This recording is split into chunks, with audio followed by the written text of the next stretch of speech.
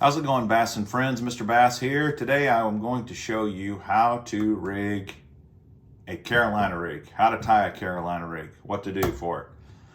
Before I do that, I thought I might talk about equipment just real quick.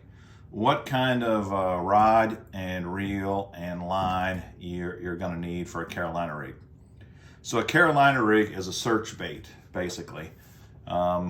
It's old school, been around for a really long time, and I think one of the reasons it got started, I'm guessing, this is just all guessing, but before you had fish finders that could really tell you a lot about the bottom composition of a lake, you had to cast a lure out there and let it hit the bottom and find that out.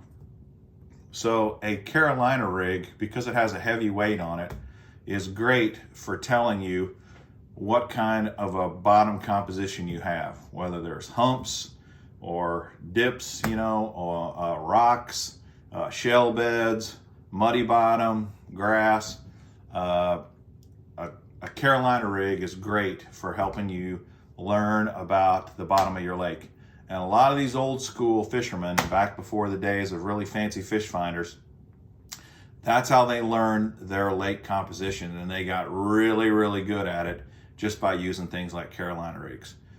So as far as equipment goes, I like a heavier rod with a fast tip. I don't want an extra fast tip, but a fast tip is usually what I'm going to look for, because you need some backbone to horse that fish in when you finally hook set him.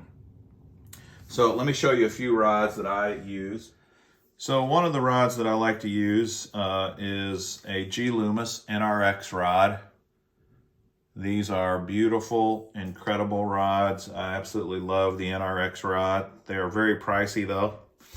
But this is actually the Carolina rig rod that they make. Now, this is not my favorite Carolina rig rod, because to me it's just a little too underpowered. It's 7 foot 3 inches long.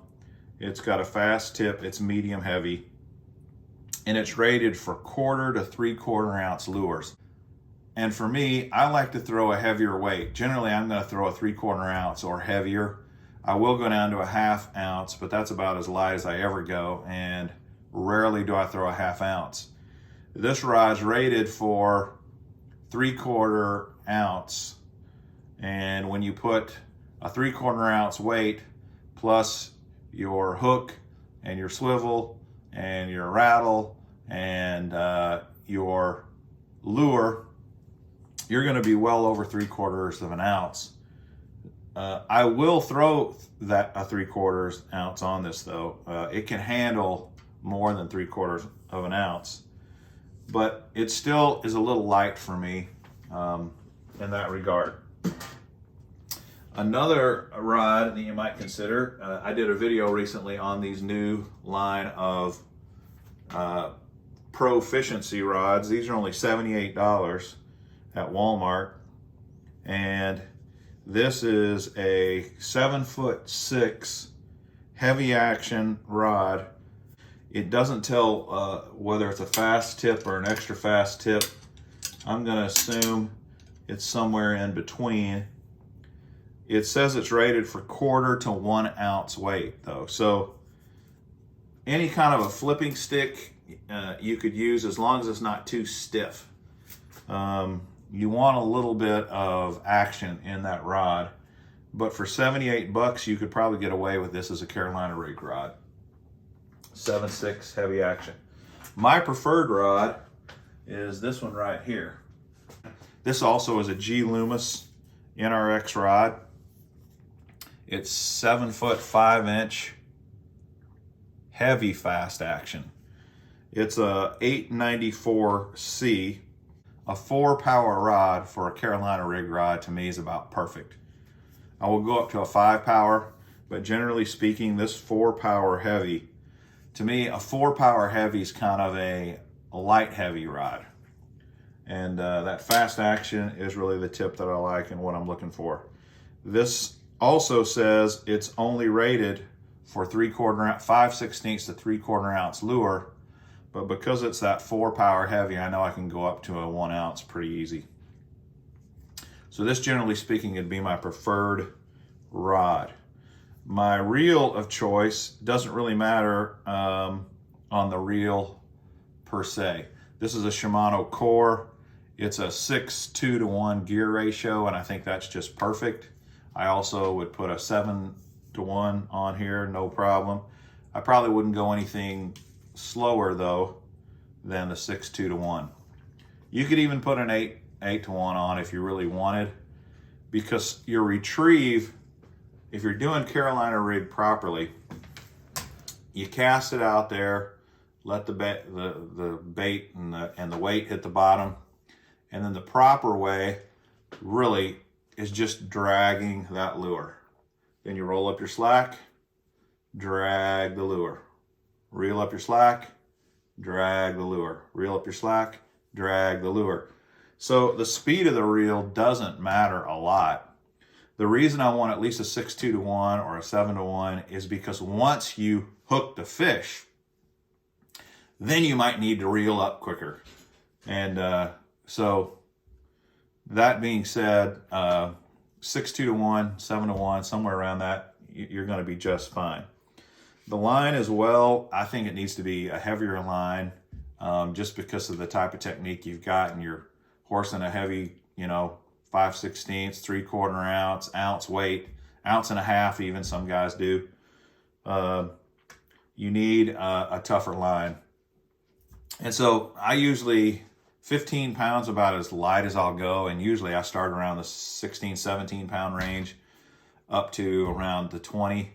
I usually don't fish any heavier than 20-pound test, but usually that sweet spot's around 17-pound test. There's several companies that make 17-pound line, and so that's usually what I'll throw. But a 20-pound test line is fine as well.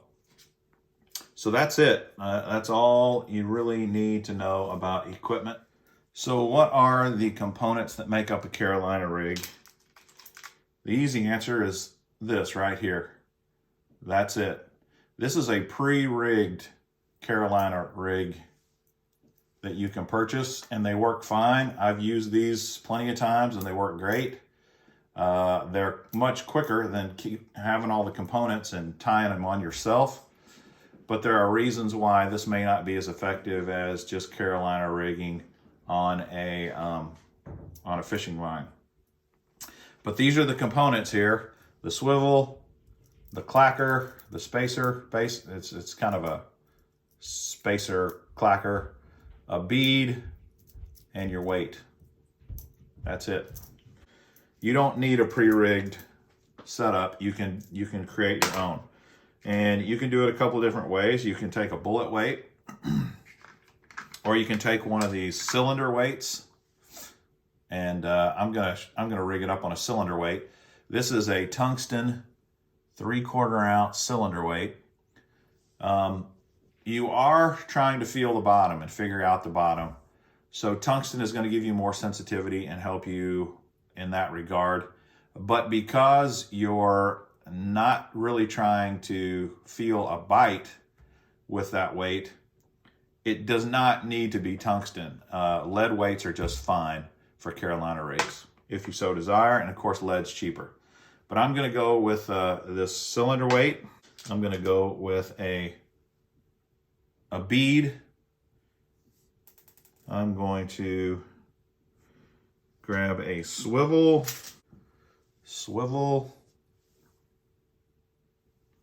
and I like one of these spacers. I don't know what you call these things. I call it a spacer, a clacker, whatever you want to call it. But that's basically it. Those 4 items, plus you're going to need a hook. Here is an offset worm hook. That works great. Usually I'm going to go with 4/0 or bigger if I use a worm hook. The same holds true for an EWG style hook. I'm going to use an EWG style hook that's usually a 4/0 or larger. Now this is a really beefy EWG hook.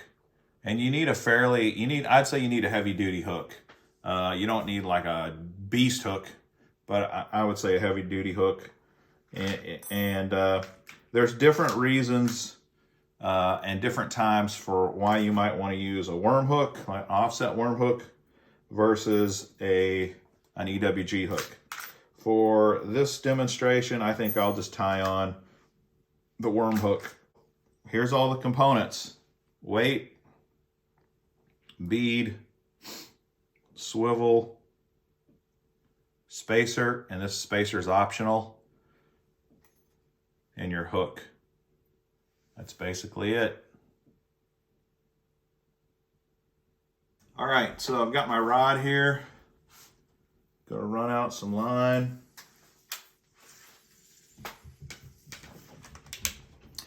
And what you're doing, you've got basically your main line that your weight goes on. You want this weight to move freely on the line. So you're not gonna peg the weight, you're just gonna put the weight on the line. The next thing that you're going to do is put on your bead or your clacker, whatever you want to call it there, and then your spacer, which protects your knot. And if you notice, this spacer has a flat side with just a hole in it, and then it has a concave side on the other side, and that protects your knot. So you slide the flat side on, that's going to clack up against the bead, and then you've got the concave side that's going to protect your knot on your swivel. And then you tie on a swivel. I don't know what size. This is about the size I would use. It needs to be a heavy enough swivel that you can really horse it when you catch a fish. And to me, that's a pretty good size swivel, but I don't know the numbers off the top of my head. And then all I'm going to do is you can tie this swivel to your line any way you want to.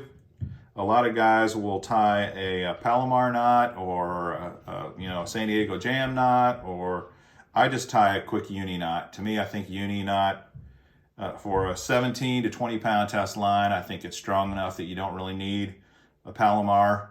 Palomar, it takes more time. A uni I can tie really quick in my sleep with my eyes closed, so I tie a uni knot. For this, I'll just do about 4 or 5 wraps. Wet it down, cinch it down. Now you got your knot, and then you got all the components you need right there. That's it. That's all there is to it. But of course, that won't catch a fish. What happens in theory is you throw this out here, this goes to the bottom, it drags along the bottom, it makes a ruckus, it stirs up dirt and stuff, catches the fish's attention, and then they see this bait a couple of feet behind, moving along in a very natural way, and they slam it. But that's the first piece. Gonna cut the line off at the knot. Now you got the swivel. What do you do there? You tie a leader on the end of the swivel, and the length of the leader really depends on personal preference. It depends on a lot of things. What you got to think about is when I cast this thing, the longer that leader is, the harder it's going to be to cast. But sometimes in super clear water, you need a long leader. Generally speaking though, I'm gonna stick around 2 to 3 feet is about how long I normally make a leader. Now there's a couple of different schools of thought. One is that I got a 20-pound main line, so in case I need to break off or anything like that, I'm gonna tie on a lighter leader. That way it'll break off at the leader and won't break off here at the swivel. And that way I don't lose my expensive tungsten weight, plus my bead, plus my clacker spacer. Yeah, that's one thing that works. So if you got a 20-pound main line, maybe you want to go down to a 15-pound leader here. That's totally up to you. You can put the same size leader on. You can put a smaller leader. I don't think in the whole scheme of things it's that important. But there are times when you may say, well, I'm probably going to break off a lot, so I'm going to go with a smaller diameter line for my leader. The other thought here is that for the main line, maybe you go with fluorocarbon that sinks. You're wanting this to drag on the bottom anyway. For your leader that your lure's hooked to, tie on monofilament. Monofilament floats, so that line will be more buoyant in the water column, and as you're dragging your bait along and it's floating up there, the line will not inhibit the free action as much as if it were a sinking fluorocarbon. What I will tell you that I don't believe at all that you hear some guys say is, if you've got that mono, it floats and that'll help lift the bait up. No, it won't. The bait and the hook's way too heavy for the monofilament to raise your bait up at all. It's not going to do that. So let's just say for the fun of it, let's tie on this is 20-pound fluoro. Let's tie on a 15-pound mono leader, just for fun here. I got some mono right here. Here's some 15-pound test. Again, you could put on you could do any knot you want here. A lot of guys are going to do a Palomar, something like that. I'm just going to go with my favorite old uni knot that really is tried and true and rarely fails me. Okay, then clip that tag end off. Give myself about 3 feet. Cut that off. And then you just tie the hook on directly to the line. No weight, nothing down here, obviously, on the tag end line. On the leader. Same thing. I'm going to do another uni knot here, but you can do whatever you wanted. And we're all tied up and ready to go. The only thing we got to do now is figure out what bait am I going to use on my Carolina rig. So let me show you the finished product.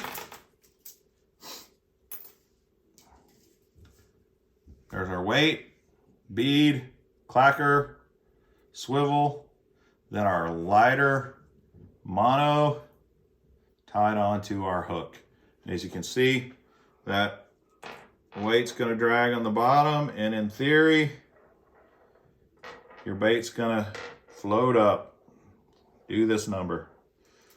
It's a very effective technique. It works really good. You got to be patient though, because it's not the fastest technique out there. So now let's talk about the baits. What kind of bait should you throw? And the answer is any bait you want. That's the answer. Quite frankly, that's it. Now, throw this away.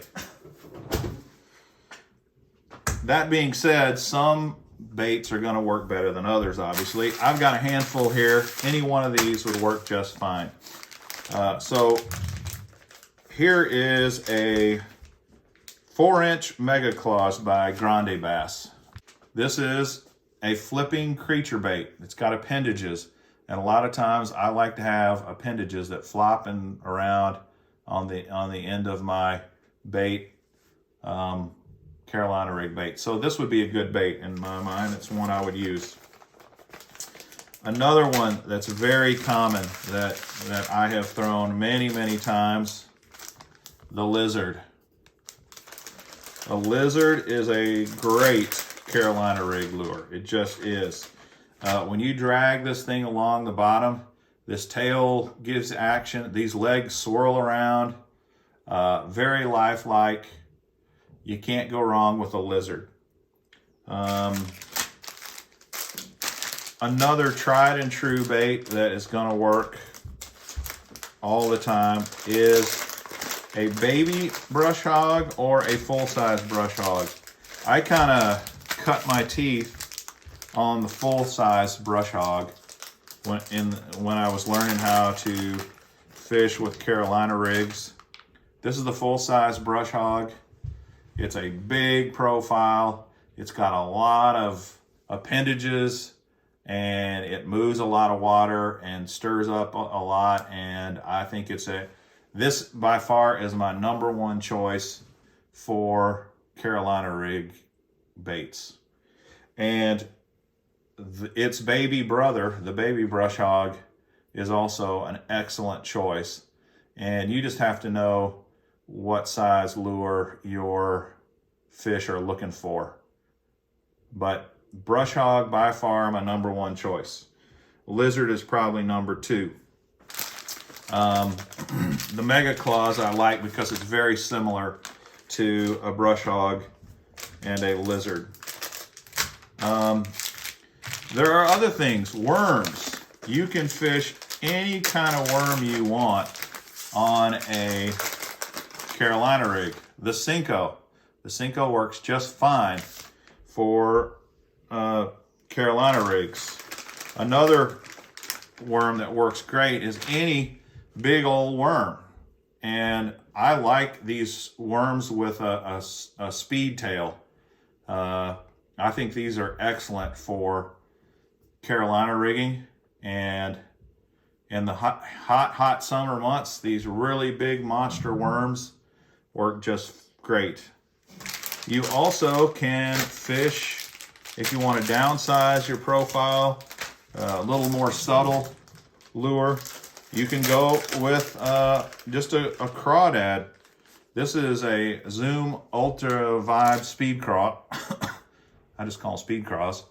Speed craws are fantastic lures to use in many, many different applications. It's a great jig trailer, it's a great flipping bait, but it also makes a great Carolina rig lure because of these pinchers. This is like the speed worm pincher. It's this vibrating pincher, and it causes a ruckus in the water, and it's a very good lure for Carolina rigs. And then the last one you could throw is a jerk bait.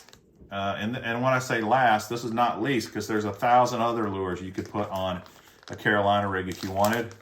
But a jerk bait, if you're looking for something really subtle, you could definitely rig a jerk bait on a Carolina rig. Anyway, that is all you need to know about Carolina rigs. Rod, reel, line, how to rig it and set it up, and then what kind of lures. I guarantee you it's a simple way to fish. You chuck it out there, let it hit the bottom, and then you drag the lure. Now, the only thing I will tell you about, one last thing about Carolina rigs, is the hook set is generally different than a normal hook set. When you feel a bite, you don't just horse it. You're going to kind of want to do a side sweep, kind of the way you're dragging that lure along. When you feel a bite, you just continue that drag, maybe just put a little more oomph into that sideways drag, reel down while you're doing it, kind of a reel set drag, reel set, hook set, sideways, and 99 times out of 100, you're going to set that hook and you won't lose them. If you're trying to do it like this, just like a normal hard, straight, vertical hook set, oftentimes you will pull that hook out of their mouth. So that's the only thing you need to know. But other than that, it's super easy technique to fish. It's very effective. It will catch fish, and it really works great on those hot summer days when they're not biting. Okay, that about does it for the Carolina rig. I hope you enjoyed it. I hope it was entertaining. I hope it was informative. If so, please like, subscribe, and share the video. I would greatly appreciate it. And until next time, this is Mr. Bass. Happy fishing!